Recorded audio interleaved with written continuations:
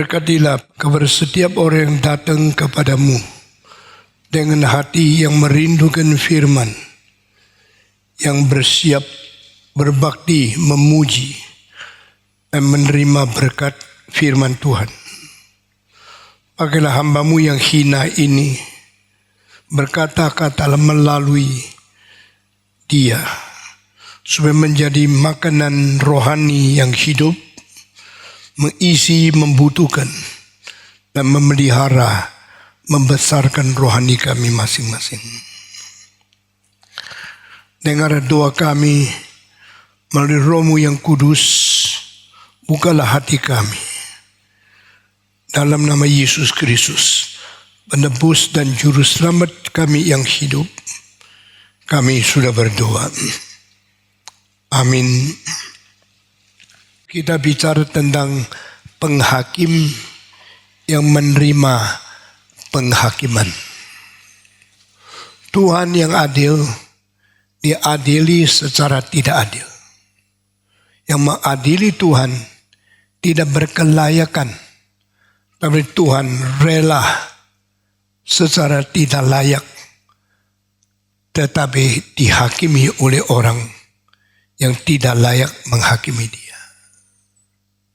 Kerendahan hati menurunkan dia dari surga sampai di bumi, supaya Allah menjadi manusia, di antara manusia menjadi manusia yang paling remeh, paling hina, dan dihakimi oleh orang yang tidak boleh, tidak layak, tapi telah melegalisasikan diri secara tidak beres menjadi penghakim yang tidak seharusnya duduk di atas arias penghakiman itu. Dalam hal ini 3 orang yang mewakili kebrutalan manusia, ketidakberesan manusia. 1, Pilatus. 2, Herodes. 3, Kayafas. Masing-masing mewakili politik yang tidak beres, agama yang tidak beres, dan hukum yang tidak beres. Di dalam sejarah manusia tidak pernah ada peristiwa seperti kasus Yesus Kristus. Begitu absurd, begitu tidak seharusnya, tapi ternyata sudah terjadi. Berbijaksanalah barang siapa yang memikirkan tuntas hal ini. Dan hari ini khususnya kita diberikan kesempatan oleh Tuhan untuk merenungkan, memikirkan, dan mengerti kebenaran-kebenaran yang tersimpan di dalam kasus pengadilan terhadap Yesus ini. Kita mulai bicara tentang Pilatus. Hari ini tetap Pilatus, karena ini terlalu besar yang bisa diuraikan itu banyak sekali. Siapakah Pilatus? Apakah dia legal? Apakah dia wajar? Apa dia berhak menghakimi Yesus Kristus? Sama sekali tidak. Tapi justru yang tidak legal, yang tidak layak, telah menjadi penghakim Yesus Kristus. Dan di dalam hal ini, Yesus rela dihakimi, rela dihina, diumpat, difitnah, dihukum, dikutuk, dan akhirnya dicambuk dan dipaku di atas kayu salib. Waktu Pilatus menghakimi Yesus Kristus, dia kira dia berhak, dia kira dia akan bereskan kasus kecil ini. Siapa Yesus? Orang begitu kecil di Nazaret, orang begitu kecil dari Galili, orang begitu tidak ada kedudukan, tidak ada kuasa, tidak ada kelebihan dari orang lain, seorang rakyat biasa. Siapakah saya? Gubernur yang diangkat oleh Kaisar Romawi, orang tertinggi di seluruh Palestina. Saya adalah seorang pejabat yang tertinggi, sehingga di bawah saya ada Herodes, ada Kayafas.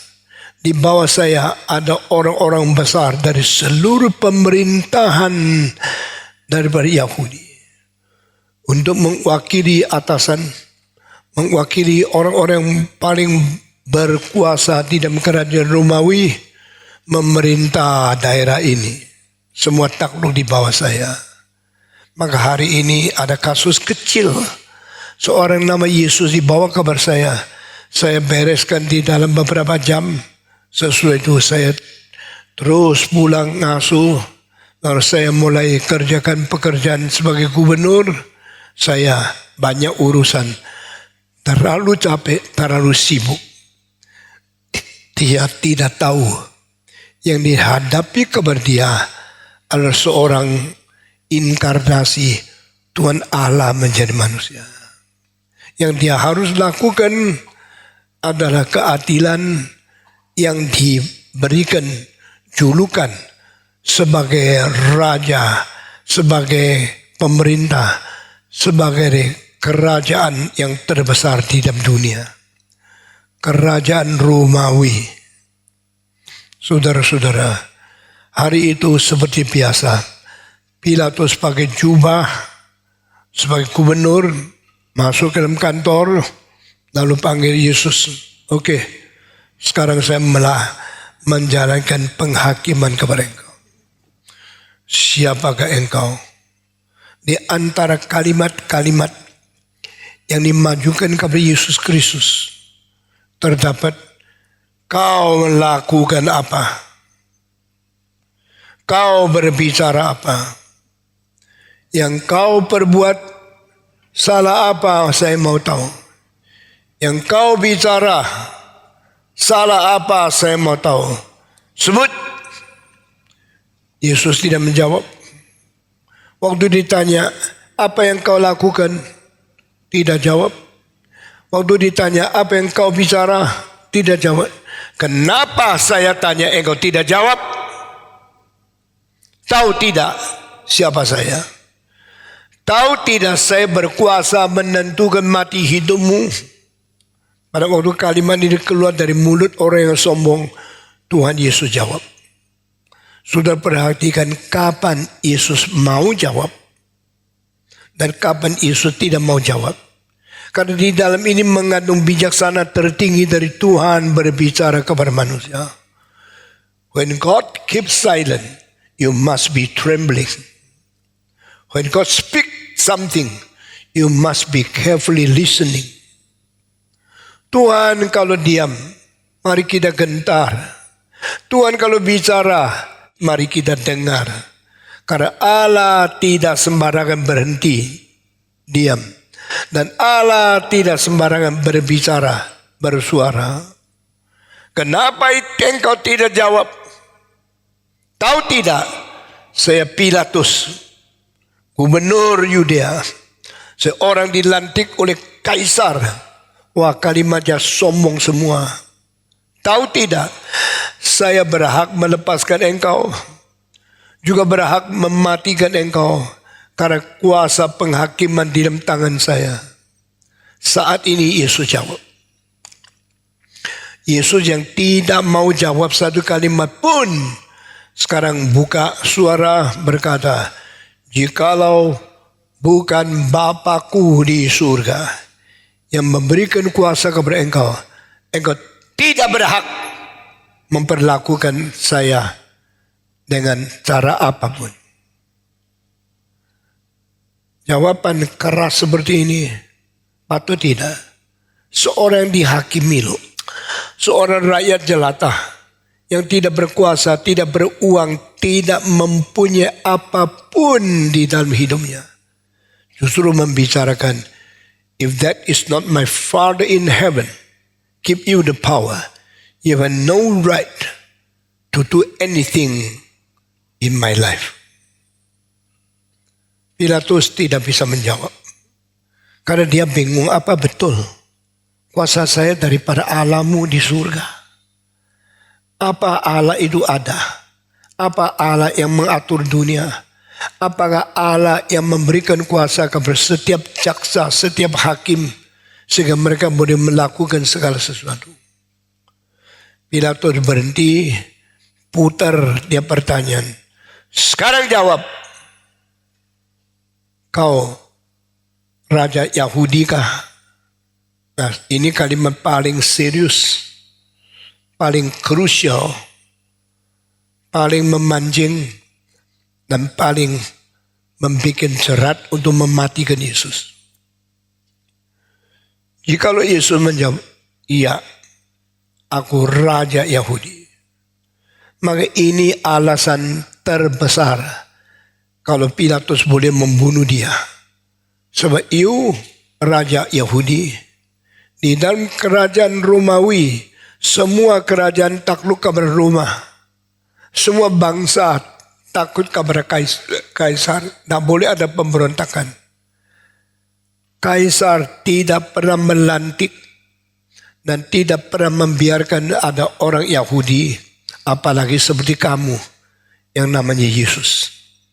Bukankah kaisar sudah melantik seorang menjadi raja Yahudi namanya Herodes? Kalau yang diakui oleh pemerintah adalah Jokowi, seorang namanya Stephen Dong boleh menyebut diri raja.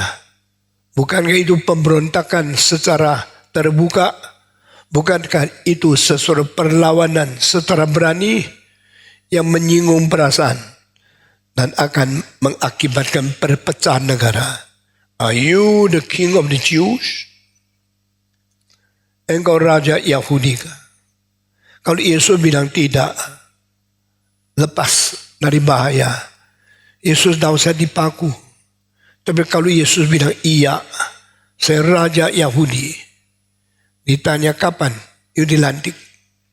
Kapan you naik takhta? Kapan you pegang kuasa pemerintahan untuk Yahudi? Tidak bisa dijawab juga. Saat ini jawaban Yesus, dengar sekali lagi. Kalau Tuhan tinggal diam, seharusnya kita gemetar.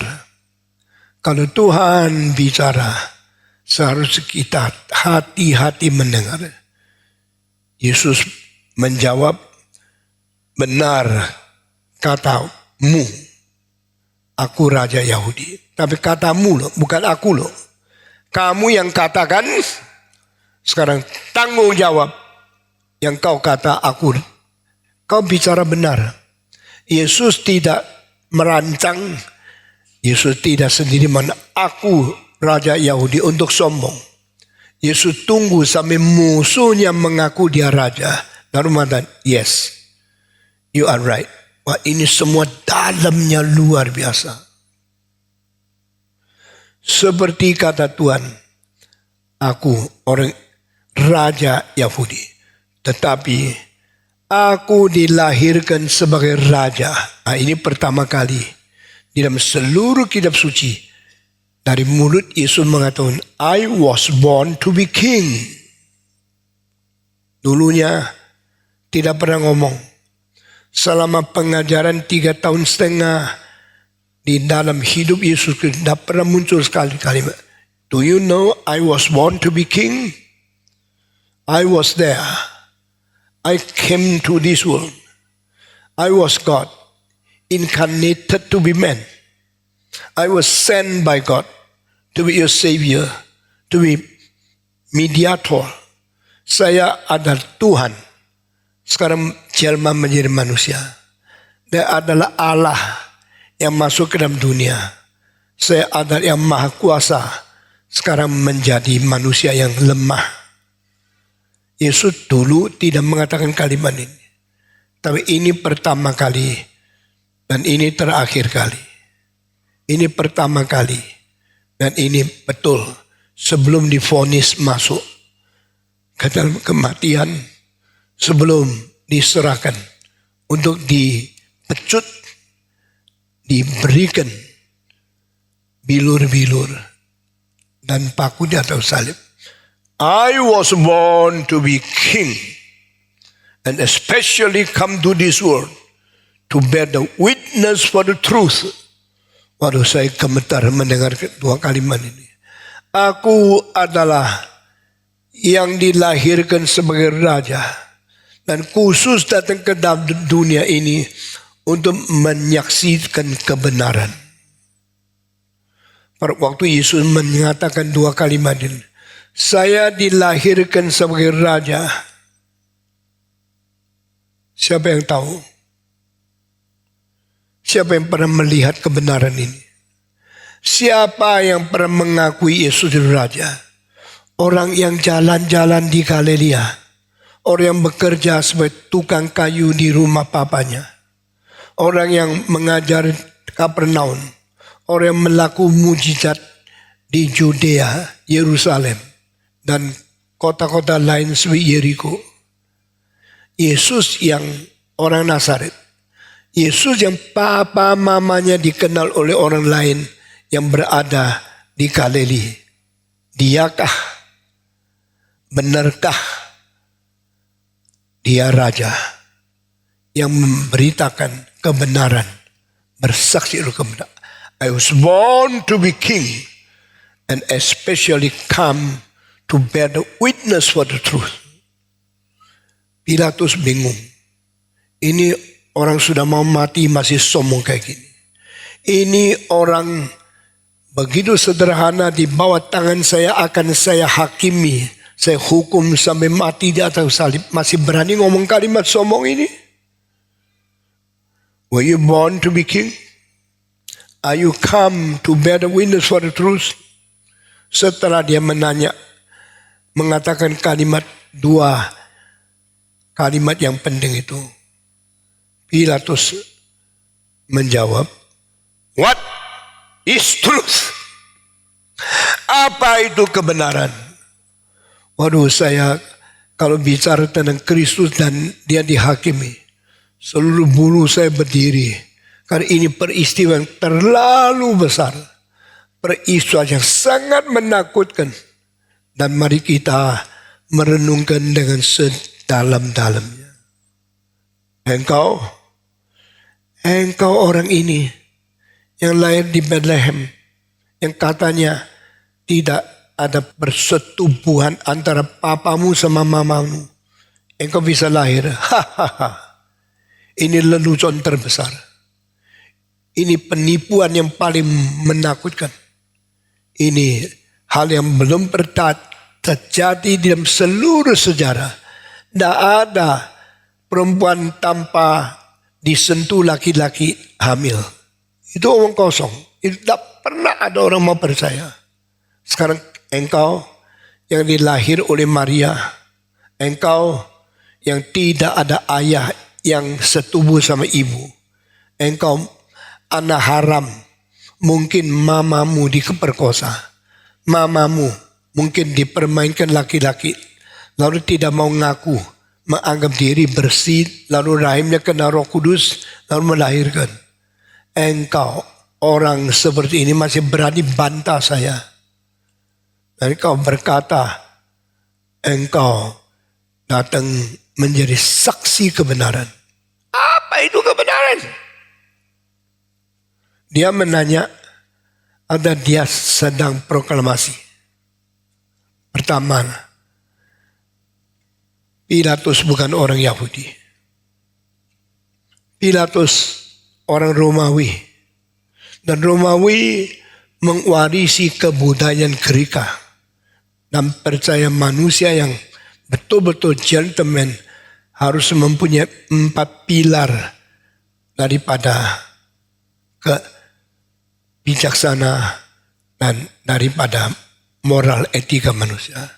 A gentleman should have the 4 pillars to build up his own character, his own personality as a human being. Seorang yang harus menegakkan wataknya, personalitasnya di atas 4 moral yang tinggi. Pertama, berbijaksana. Kedua, berkeadilan. Ketiga, berkeberanian. Dan keempat, bersyuman atau bisa menahan diri. If you don't have these 4 virtues, you will never be called a gentleman. You are nobody. You are not important.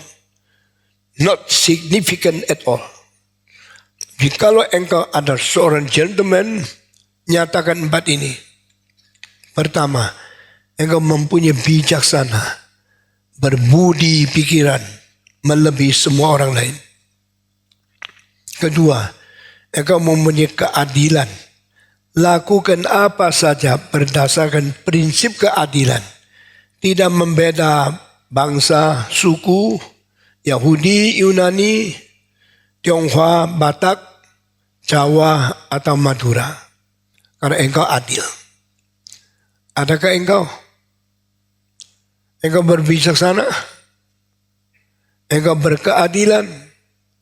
Jika engkau membuktikan engkau adalah seorang gentleman yang sungguh-sungguh berwatak karakter yang besar, engkau harus berani. Orang yang kelihatan kesulitan lari, itu play safe. Orang yang tidak bertanggung jawab, orang yang mengutamakan untung ruginya sendiri, orang yang mengutamakan sehat sakitnya sendiri, orang yang mengutamakan mati hidup sendiri, tidak mungkin menjadi orang besar.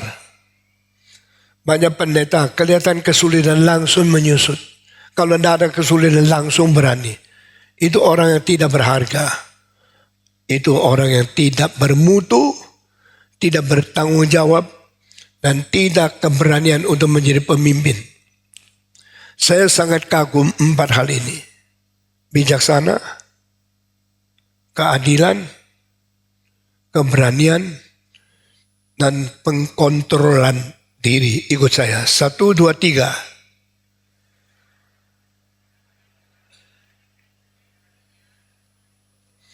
Jikalau ada bijaksana, engkau tidak berbuat salah apapun. Jikalau ada keadilan, engkau tidak melakukan manusia dengan sembarangan. Banyak orang kelihatan orang kaya, goyang ekor. Kelihatan orang miskin, pasang taring. Itu tidak adil.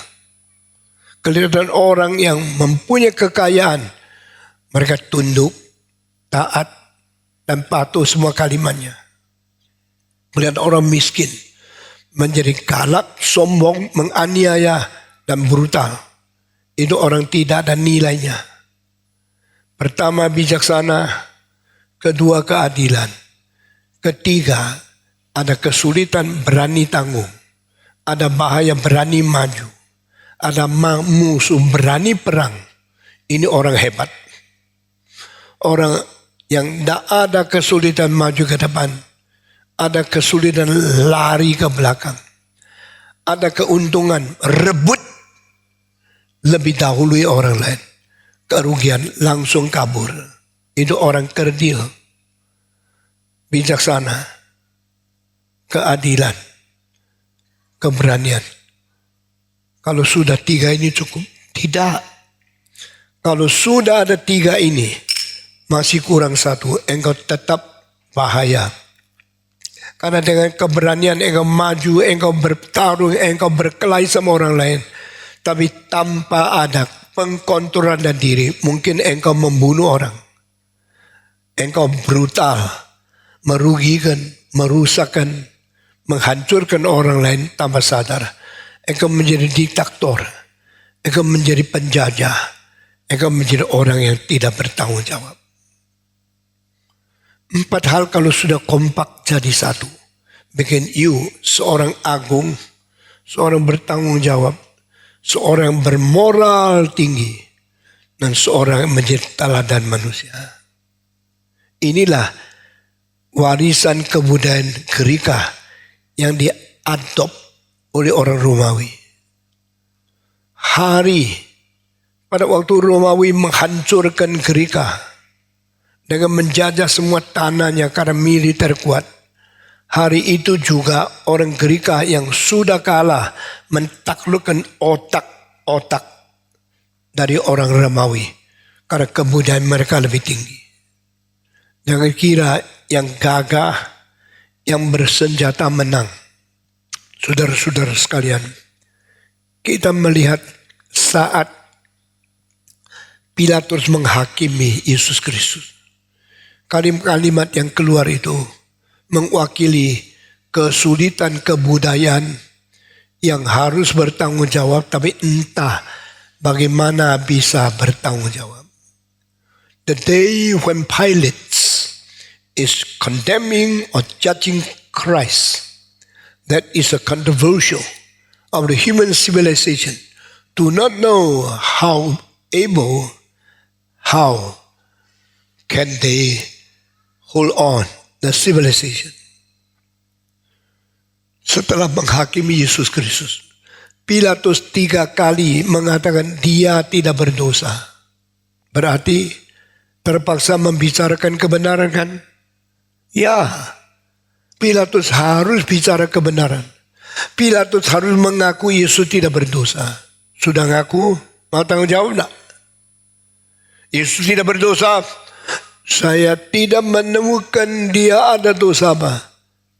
Benar? Benar. Kalau begitu lepaskan dia dong. Tidak berdosa mau dihakimi lagi. Tidak bisa.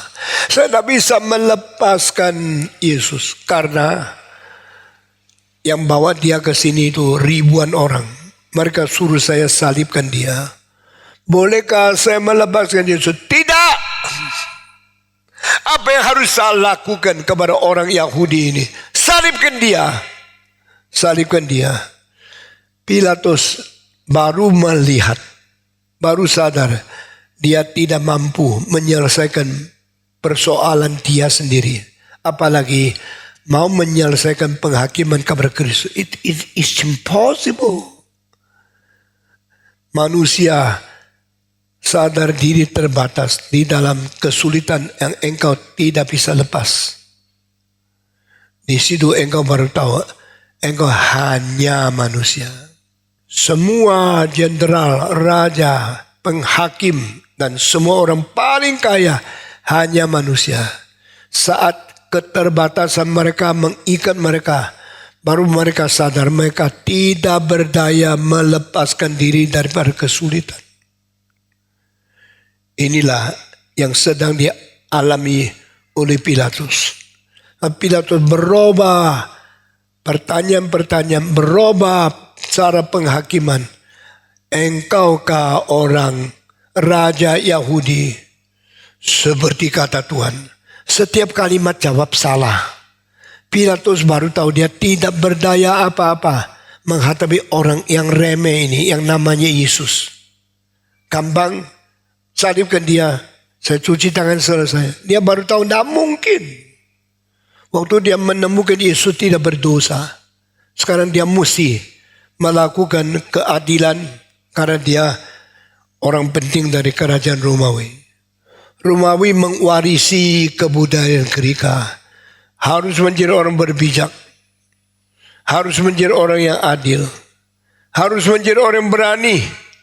Harus menjadi orang yang mengkontrol diri.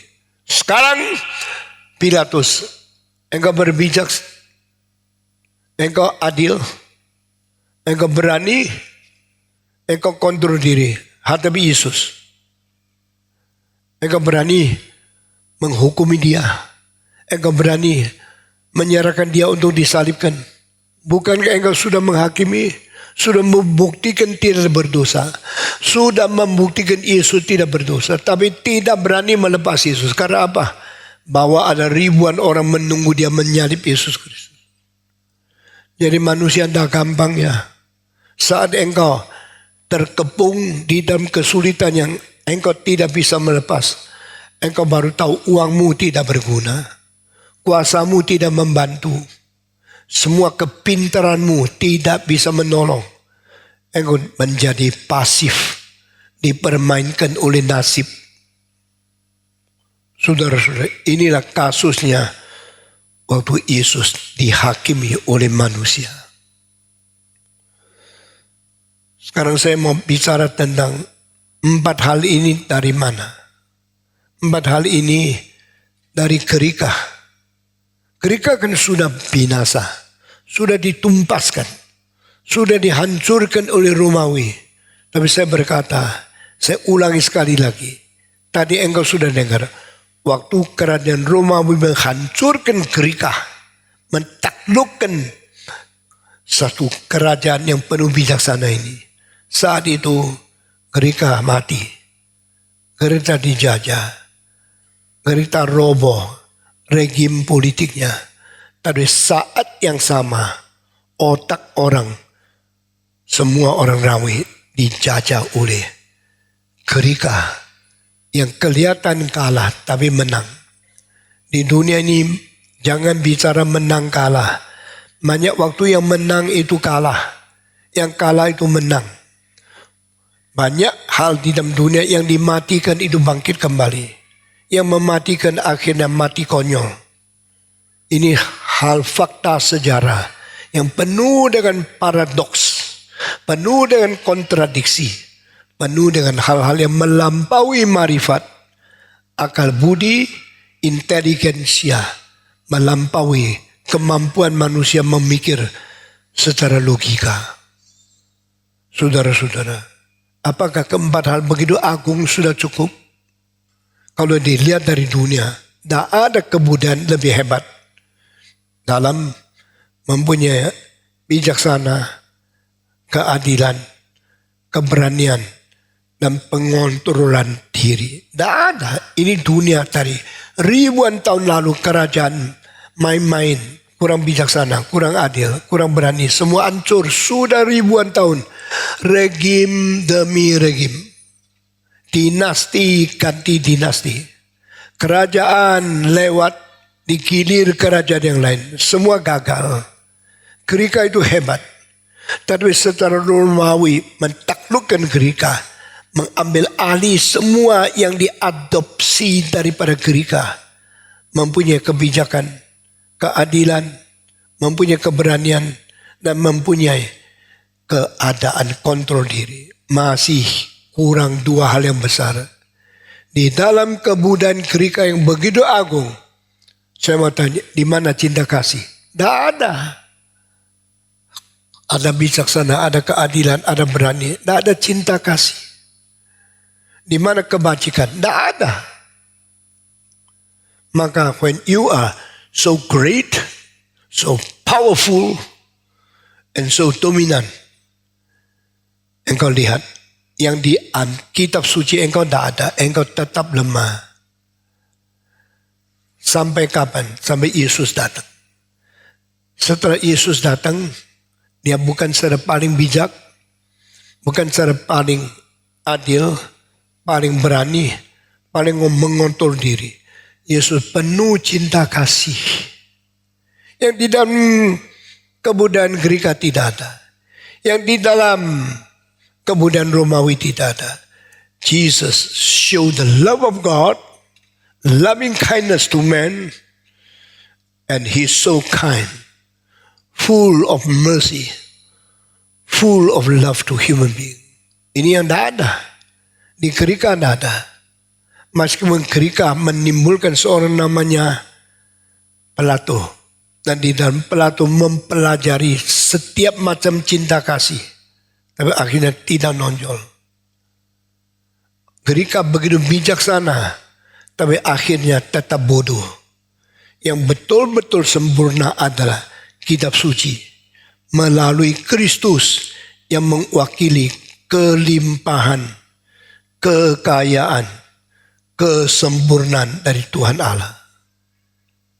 Where is love? Tahu tidak? Allah itu kasih adanya. Di dalam seluruh dunia, ribuan tahun, ratusan juta buku. Cuma satu buku yang mengatakan, God is love. Di mana? Kitab suci. Engkau kalau menjadi orang Kristen dan tidak pernah sadar keajaiban, kelampauan, kelebihan, transendentalitas kitab suci, engkau sia-sia menjadi orang Kristen. You become a Christian and you should understand the supremacy of Christ, the eminency of Christianity, and the special and the particular understanding of the Bible. Saya berkata berkali-kali, perhatikan setiap kalimat saya di dalam khotbah mengenai perkenalan Kristen yang kualitatif berbeda. Hanya kitab suci yang lebih tinggi. Engkau kalau mengerti, engkau jadi orang Kristen yang baik. Saudara-saudara, di dalam Gerika 4 hal yang besar ini, tidak ada cinta. ada selidikan mengenai cinta, tapi cinta adalah Kristus. Allah itu kasihannya, tidak ada. Tidak ada kebajikan. Meski mereka bicara tentang kebajikan, tapi akhirnya tidak ada konklusi. Itu sebab 400 tahun sebelum Kristus, orang-orang Gerika memikirkan tentang bijaksana, tentang keberanian, tentang keadilan. Mereka sudah bicara apa itu kebenaran. Kebenaran harus diinterpretasikan melalui cara Sokrates, melalui cara Platonik, melalui cara Aristotelian. Itu orang Gerika begitu hebat menganalisa kebenaran. Tapi apa itu kebenaran? Tetap tidak ada jawaban. Kebenaran sanggup paut dengan hidup manusia. Karena hanya manusia satu-satunya makhluk di antara semua binatang yang bisa mencari kebenaran. Human beings are the only being to seek after truth, to discuss about truth, and to long for truth. Kita mengharapkan kebenaran, kita mendiskusikan tentang kebenaran, kita bicara mengenai kebenaran. Kita satu-satunya makhluk. Tidak ada anjing sama anjing bicara, ayo mari kita menemukan apa itu kebenaran. Tidak ada. Kucing, harimau, paus, gajah, binatang apapun tidak bicara tentang kebenaran, hanya manusia. Tetapi manusia sudah menemukan kebenaran? Belum. Manusia kalau bertikai, suami istri kalau rame-rame, semua makin besar keluarnya suara kata karena mau menang. Kenapa harus lu menang? Dia kira dia punya kebenaran. Sudah stop. Semua orang tidak bisa menang minta stop. Suami suruh istri stop. Istri suami stop. Karena mereka ingin terakhir dia yang memegang kuasa tertinggi. Tidak usah bicara lagi. Kamu yang tidak usah bicara lagi. Saudara-saudara, semua kira dia harus memegang prinsip kebenaran terakhir untuk mengalah yang lain. Sehingga manusia tidak pernah mempunyai kebenaran. Tidak pernah memahami kebenaran. Itu sebab peribahasa Tionghoa mengatakan, yang laki menganggap kebenaran pada pihak laki. Yang perempuan menganggap kebenaran ada pada pihak perempuan. Kong syo kong yuli, po so po yuli. Masing-masing menganggap orang lain kurang ajar, kurang adil, kurang kebenaran. Masing-masing menganggap orang lain sama sekali tidak ada kebenaran. Ya, saya tidak bicara banyak, ini terjadi saben hari dalam hidup manusia. Engkau selalu pikir engkau kebenaran. Itu sebab mereka dengan tenang rendah hati pikir, apa sih makna hidup? Dunia ini manusia hidup mau apa? Mau cari kebenaran. Mungkinkah kebenaran ditemukan oleh manusia? Mungkin manusia rendah hati mentaklukkan diri di bawah kebenaran. Saudara semua pernah mengalami pertikaian, perselisihan antara engkau dan papamu, engkau dengan anakmu, engkau dengan suamimu, engkau dengan istrimu, engkau dengan saudaramu, engkau dengan gurumu, bertarung bersama-sama. Sesudah itu tidak ada sesuatu jawaban yang terakhir, bubar. Oke lah, suami tidak usah keker lagi, diam-diam aja. Tahan secara paksa, sabar secara tidak rela sampai mati. Inilah hidup manusia. Orang Gerika mengenal, mari kita tenang. Mari kita diam-diam. Mari kita memikirkan apa itu kebenaran. Akhirnya timbul 3 filsafat. Dengar baik-baik ya. Setelah Sokrates, 400 tahun sebelum Kristus, sampai 300 lebih tahun, zamannya Plato sama Aristoteles, 320 tahun sebelum Kristus, itu membentuk pikiran yang berbeda-beda. Setelah Sokrates mati, murid-murid Sokrates dibagi menjadi 4 cabang. Saya hari ini tidak sebut. Dan 4 cabang itu simpul lagi menjadi 3 arus. Dan 3 arus itu merajalela di dalam dunia akademik orang Gerika.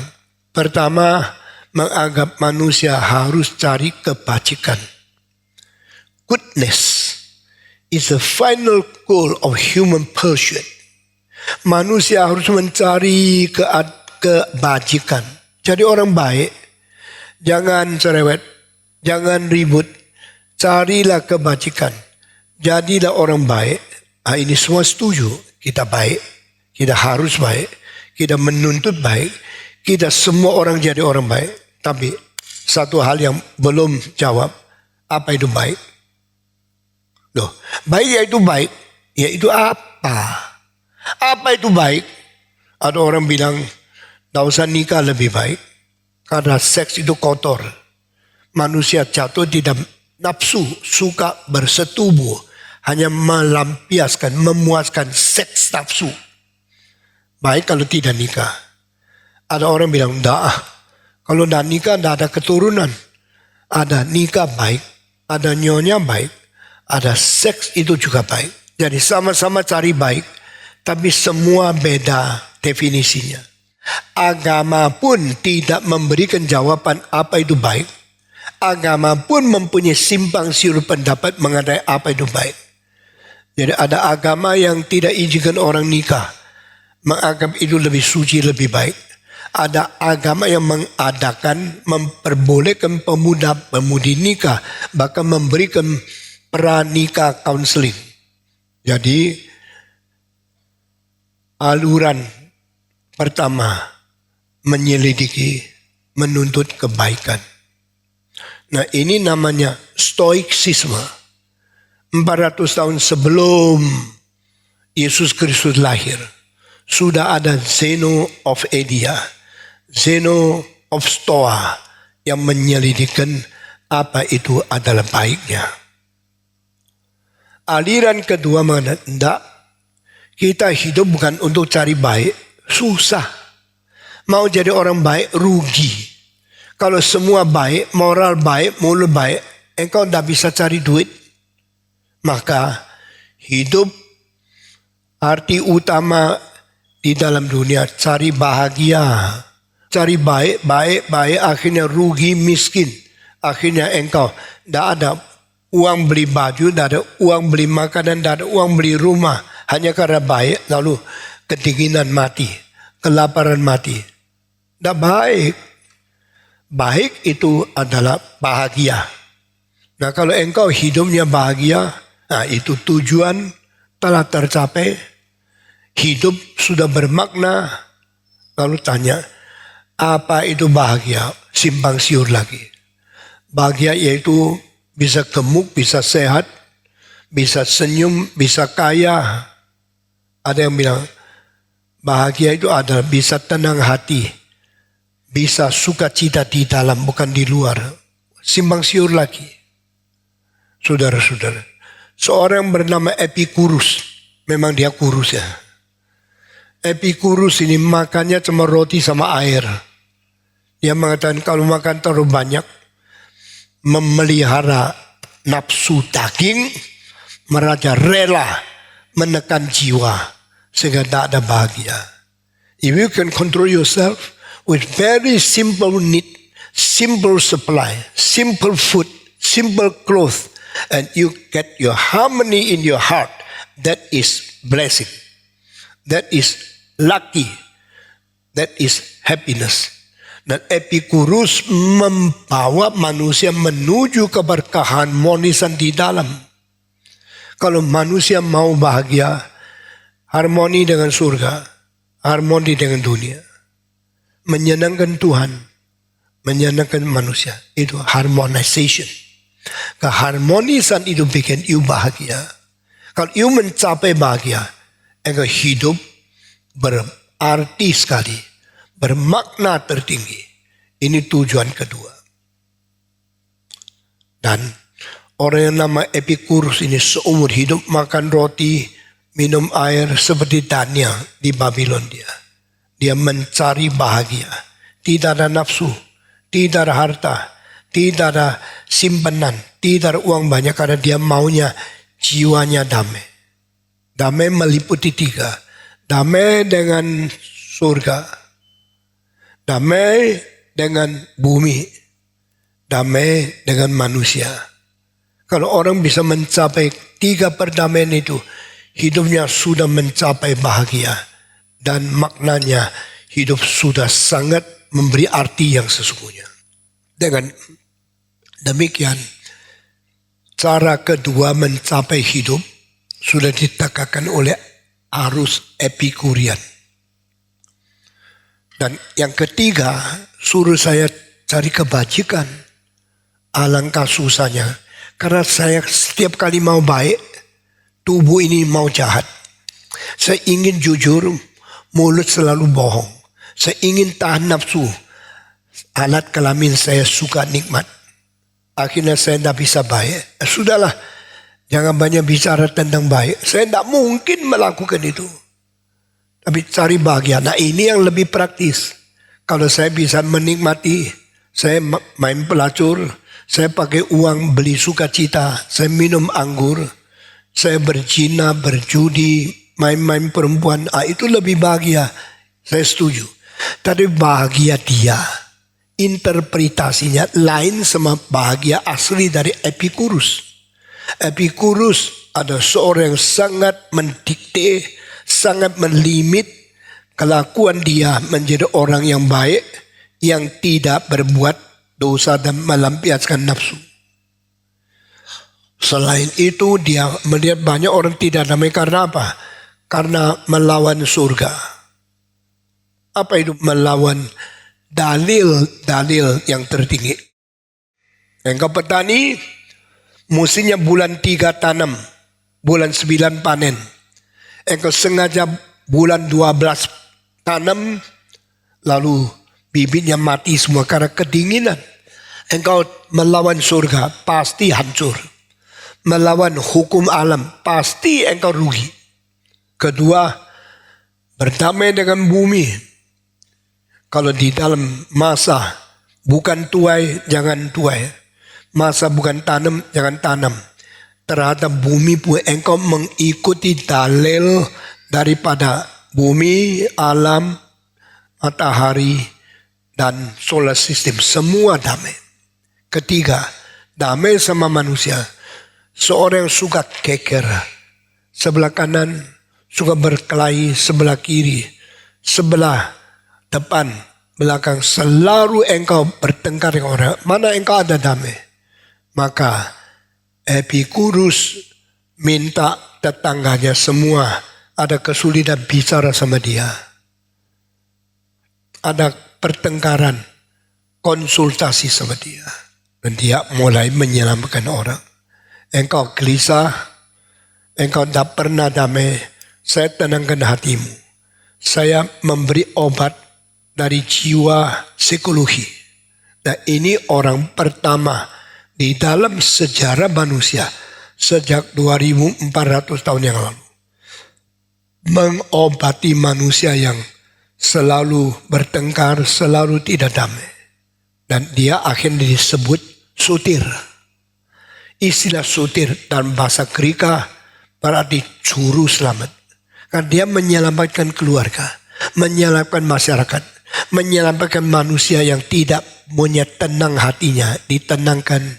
Dia bikin sesuatu rumah rehabilitasi, menampung orang-orang, lalu dirawat, dipelihara, di counseling. Dia menjadi the first counselor, first psychological analyst, first psychological counselor in the history. Dia disebut juru selamat sebelum Yesus lahir 400 tahun. Nah, saya mengapa membaca kitab suci dalam sampai ini? Supaya engkau tidak sembarangan baca. Sembarang kira engkau sudah ngerti kitab suci. Pendeta-pendeta yang menyelewengkan Alkitab. Yang menyelewengkan anggota. Menyelewengkan orang Kristen. Sehingga sembarangan baca dan sembarang tafsir Alkitab. Besok hukuman di hadapan Tuhan berapa besar. Tak ada orang mengetahui. Kiranya Tuhan ampuni mereka. Saudara-saudara. Dari Epicurian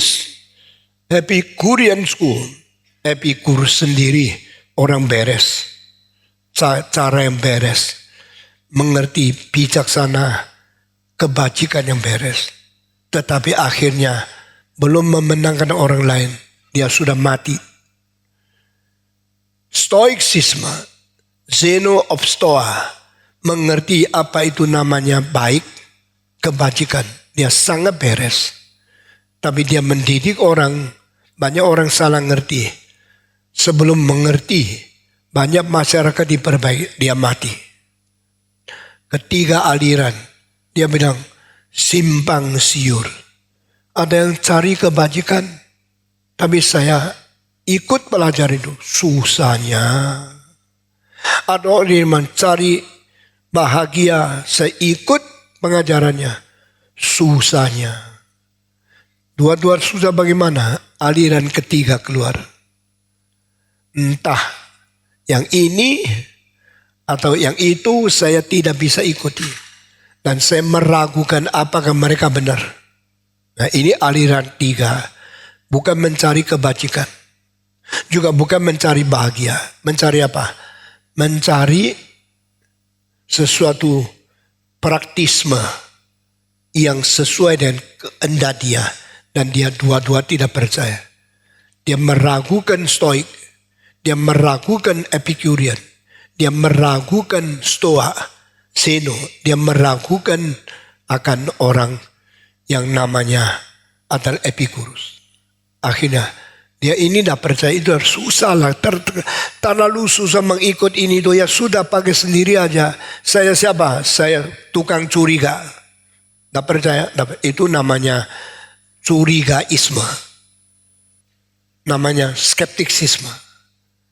Jadi ketika 400 tahun sebelum Yesus lahir sudah bagi filsafat menjadi tiga arus. Arus cari bajik, arus cari bahagia, dan arus yang tidak ada jawaban, cuma taunya ragu ini, ragu itu. Sudah sampai di sini saya tanya, Pilatus kenapa menjawab Yesus? Yesus bilang, aku datang dilahirkan sebagai raja. Dan aku datang untuk menjadi apa? Menjadi saksi kebenaran. Siapa tahu setelah Pilatus kalimat itu, Yesus menjawab apa? Yesus mengatakan, aku datang menjadi raja dan beri saksi kepada kebenaran. Sesudah Yesus mengatakan kalimat yang agung itu, Pilatus bicara apa? Masih ingat? Pilatus tanya, apa itu kebenaran? What is truth? Dia tanya Yesus. Siapa tahu setelah Pilatus tanya, what is truth? Apa yang dia lakukan? Cuci tangan waktu Yesus tidak berdosa. Tapi waktu dia bilang, apa itu kebenaran? Dia sudah tanya itu, apa yang dia lakukan? Dia langsung pergi. Berarti dia tidak tunggu jawaban. Sudah perhatikan kalimat di bawah ini. Orang yang berani tanya tapi tidak mau tunggu jawaban, itu orang jahat. Saudara-saudara sekalian, Pilatus menanya, apa itu kebenaran? Lalu pergi. Waduh, ini kurang ajar ya. Lu tanya orang belum jawab, you pergi. You bukan mau tanya, you mau menyatakan engkau mempunyai pertanyaan yang sulit, bikin orang tidak bisa jawab, dan engkau mau pergi. Ini sikap manusia. Di dalam seminar-seminar, di dalam kebaktian-kebaktian, saya memberikan kesempatan orang tanya. Orang yang tanya tapi tidak mau tunggu, sudah tanya lalu pergi, itu orang yang sangat menghina kebenaran. Ternyata Pilatus di dalam pikirannya sebagai orang keturunan daripada kebudayaan Gerika, dia termasuk, dia arus ketiga. Dia bukan Epicurean, dia bukan stoiksis, dia adalah skeptiksis. Pilatus adalah orang yang menganut raguisme, tidak mau kebenaran, tidak percaya ada jawaban, tidak percaya ada orang bisa menuntut atau memberikan kepada dia jawaban tentang apa itu kebenaran. Dia hanya tanya saja, what is truth? Beritahu kepada saya. Engkau mengerti kebenaran? engkau kira ada kebenaran? Saya kasih tahu, jikalau di dalam dunia ada kebenaran, nah mungkin orang baik seperti kamu dibawa untuk dihakimi oleh saya Pilatus. Siapa orang Yahudi? Yahudi cari kebenaran, lalu Yahudi membawa engkau ke sini. Itu tak benar. Siapa orang dunia? Orang dunia memikirkan tentang kebenaran, lalu orang dunia dapat kesembuhan dari engkau, lalu suruh engkau dihakimi oleh saya. Itu kurang ajar. Pilatus sebenarnya tidak percaya ada kebenaran. Pilatus sendiri tidak pernah percaya ada orang melakukan kebenaran. Salah satu kasus Yesus dibawa ke dia, ini tidak benar. Kalau Barabas dibawa ke dia benar karena dia jahat, dia harus dihakimi. Saya menghakimi Barabas karena saya lebih baik. Meskipun saya sendiri tidak 100% baik, tapi saya lebih baik dari Barabas. Sehingga kalau saya mengadili itu cocok, legal, patut, layak, saya menghakimi orang jahat. Tetapi menghakimi Yesus, wah ini paradoks. A man so good, a man so suffer, a man so merciful to others. Yesus begitu baik menyembuhkan orang sakit, membangkitkan orang mati. Yesus begitu membangunkan orang yang timpang tidak bisa jalan, membuka mata orang yang buta, membuka kuping orang yang tuli, memberhentikan semua kekejangan daripada seorang muda yang sakit ayan. You're so good. You're so merciful, you're so powerful. You are healing others daily. Sama dari menyembuhkan orang. Kok engkau yang dibawa, suruh saya mengadili. Pilatus mengatakan ini tidak benar. Dunia ini tidak adil. Tapi dia tidak bisa ngomong. Dia sekarang kejepit. Saya harus mengadili Yesus, atau saya melepaskan Yesus. Saudara semua tahu ceritanya. Dia mengatakan, hari Sabat, hari pengampunan. Marilah biarkan saya mengampuni Yesus. Dan saya menghakimi dan menghukum Barabas. Boleh tidak? Tidak. Tuh. Jadi engkau tidak mau Yesus yang baik? Tidak mau. Kenapa? Karena dia hari Sabtu melakukan mujizat. Ini melanggar Taurat. Coba. Orang yang beragama butanya sudah sampai jahat menjadi baik, baik menjadi jahat. Apa salahnya Yesus melakukan mujizat, menyembuhkan orang sudah tidak bisa lihat, menyembuhkan orang yang buta semenjak dia lahir? Apa salahnya Yesus menyembuhkan orang 38 tahun berterbaring karena penyakit di dalam pinggir itu pista? Saudara, di Bethesda ada orang yang sakit berbaring 38 tahun. Kalau ada malaikat datang membuat air itu goyang, loncat, dia karena timpang tidak bisa loncat. Setiap tahun ketinggalan 38 tahun tidak bisa disembuhkan. Yesus bilang, do you want to be healed? Maukah disembuhkan? Iya Tuhan. Bangunlah, berdirilah sekarang, angkat kasurmu, pulanglah. Orang itu langsung sembuh, langsung menjadi kuat. Yang sudah 38 tahun tidak bisa jalan, bisa angkat kasur yang tebal, jalan dari situ pulang. Orang Yahudi tidak kagum karena mujizat yang besar. Orang Yahudi tidak bersyukur kepada Tuhan. Praise God, this man had been healed. Tidak, mereka mengatakan, kenapa engkau melanggar hari Sabat? Yang dicari itu peraturan-peraturan yang kecil. Kekakuan pemimpin agama mematikan masyarakat. Saudara-saudara. Lalu engkau bawa Yesus ke sini, sudah saya hakimi. Saya mau melepaskannya. Tidak. Saya mau melepaskannya. Barabas. Mereka lebih suka Barabas dilepas. Yesus disalib. Ini kejahatan agama. Jangan kira agama semua orang baik. Pemimpin agama yang kaku, yang kolot, yang memelihara sesuatu peraturan yang mati, lalu mematikan orang yang melayani Tuhan seperti Yesus Kristus. Itulah kejahatan paling besar. Banyak kejahatan tersimpan di dalam peraturan agama yang kaku. Banyak orang yang dijadikan korban hanya karena yang menuntut itu hanya mengikuti letterlak atau harafiah daripada Taurat. Sehingga mereka anggap mereka paling baik. Di bawah kekakuan seperti ini, Yesuslah yang dibunuh. Yesuslah yang dipaku. Tetapi Barabas dilepaskan. Ini penghakiman Pilatus. Saudara-saudara, saya akan berhenti di sini. Mari kita berdoa. Bapa di dalam surga, kasihankan kami. Ampuni kami. Beri kekuatan kepada kami untuk mengerti rahasia sedalam-dalamnya dari firman-Mu yang sudah dicantum di dalam kitab suci. Berkatilah kami. Lepaskan kami dari kekakuan, rutinitas, dan semua prinsip yang salah. Sehingga kami boleh dibebaskan melalui Tuhan Raja Kebenaran. Dalam nama Yesus kami berdoa. Amin.